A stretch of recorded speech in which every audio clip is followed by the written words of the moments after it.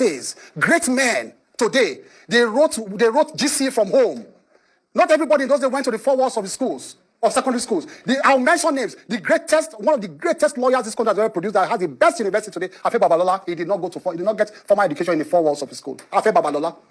Right. Great men all over the world. So it is a virtue, not a vice. I want to tell you that. So that's done and dusted. Next one. The controversies are on ending because I'm resolving them one by one. I'm resolving them one by one. You are the one playing it all. I'm giving you answers. We're having a conversation. No, but I'm telling you that you are the one playing it all. Really. Because people, let me tell you there, people just take stories out of social media and regurgitate them on networks like this. Regurgitating on social media. We're not talking about social media reports. No, most of this is social media. In 1999, when he was running, the certificates that he dropped and right now, and the forms that he did submit right now to run for president, the certificates, there's discrepancy there that have been noticed. Chicago State University. That wasn't submitted in 1999. Okay. Which one did he submit? Where's the primary? I just explained that to you now. You're confirming to us that he didn't go to a primary school. Is that what you're saying? He did not reveal it. But I'm just telling you that he did not reveal it. But I'm telling you that in those days, you don't have to go. You don't have to. They read and pass GC from home.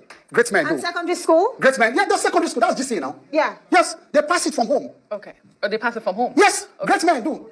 Okay. And it's a part of it. It's in fact, it is one of the virtues that you used to know great men. So that they read. That they don't go to school. That they read from home. They read and dug in and burnt the midnight oil from home. Okay, Can you see the way Keyamo was just shouting on top of his voice? He didn't want them to even ask him questions. What we were told was that Tinubu submitted this issue. It will never go.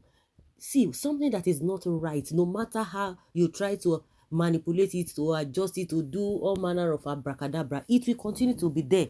Truth is always truth. It will be there. But once something is wrong somewhere, you think you want to manipulate it. You can't manipulate it because it will continue to come and reoccur over and over again. All this jabba, he was just trying to do. You could see that the man was just trying to defend what is not. Because Tinubu in 1999, according to what they are telling us now, somebody submitted primary and secondary school certificate for him on his behalf, which he said he did not attend. So where did they see that? Now it's not telling us that great men, that it is a virtue, not a vice. Great men studied from home. Oh God. See the way he was explaining, you will know that this man, something is wrong somewhere. Keyamo, wait, see. Torah, he go say, go year. I was doing all these things I was doing. Now I want to be part of the people who are going to be eating the national cake. That is just all what he's doing. And you see that most of the time when he's trying to defend, because when he's telling lies, you will see his voice, his voice will just be all over. His voice will just be all over. You could hear him. You could hear him there. Ike saying that Afe Babalola did not go to school. This one did not go to school. Can you imagine? You can imagine. We don't hear. It is possible. No sentiment. Someone who owns a degree is sure to be knowledgeable enough to do anything in life. The issue of primary and secondary school certificates is not an issue at all. What we need presently on Nigeria is someone who will move us out of the woods. APC cannot. Simple. He does not have any degree whatsoever.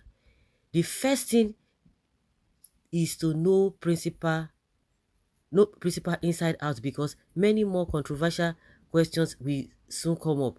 A person should intend to stand in for must tell you the truth about his past. Keyamo, even Zik and Aminu Kano and Awolowo went to primary schools.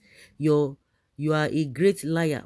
Packaging Tinubu, whose life is shrouded in mysterious ways. Soon, the court will expose all of you. You don't even really know whom you're marketing. Just collect your money. Soon, you will be in Kuje prison. This particular product needs high skills to market. How can you imagine putting your hope on 86-year-old man in an advanced world of today? Forget about tribe and religion. Let us deliver Nigeria. No nation can survive the level of corruption in Nigeria. See the way Keyamo was defending, shouting on top of his roof. Then there is more to it. Chief Afe Babalola wouldn't have written GC without attending primary and secondary school. Mr. Festus Keyamo, let our Jagaba mention some of his primary and secondary school mates and their location. so that the doubting Thomases can put their minds at rest. After all, not all of them would have died by now. So he attended Chicago without a elementary education. Atiku Okowa is the best way to go down in Nigeria. I believe they will make Nigeria proud. Keyamo is just after Tinubu's money. If Keyamo can tell himself the truth, he knows that Tinubu is too old to be president of Nigeria. The heat on that seat will kill him under 1 month.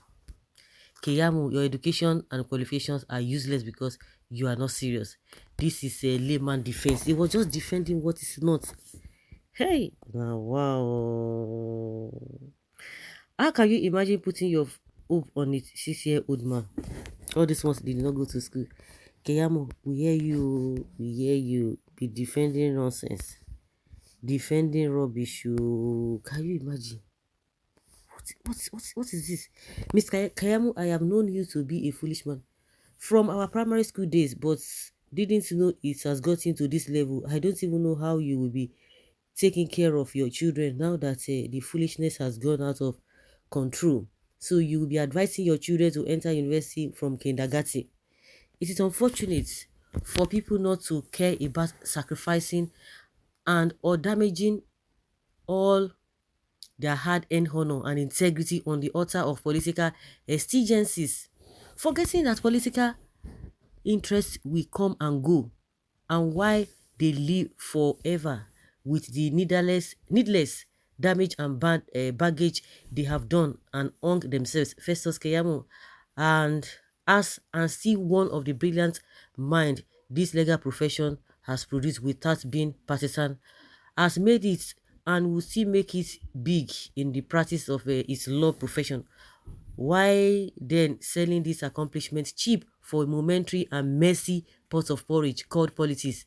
Why accepting the job of a spokesman for a candidate, though brilliant and possess necessary leadership qualities, but didn't even manage the basic personal past well and almost ready to die with that shady past instead of coming out clean on those areas of concern? Who is that living Yoruba person born from Western region, even if up to the age of 100 years today, who will claim he didn't attend primary school or can't even remember the name of the school nor any of his mates, even the concerted efforts of the late Chief Abafemi Awolowo at earlier education of the Yoruba race won't forgive such a dubious individual. Ẹ̀yin ló kàn. Ènìyàn ò kì í da kó má kù síbì kan. Kí Tinubu jẹ́wọ́ ibi tí ó kù sí. Nothing should be hidden about anyone who is eyeing the highest seats in the land, regardless of the dirty job assigned to Mr. Keyamo. Yes, Tinubu has all those papers, but he is afraid of revealing his real age.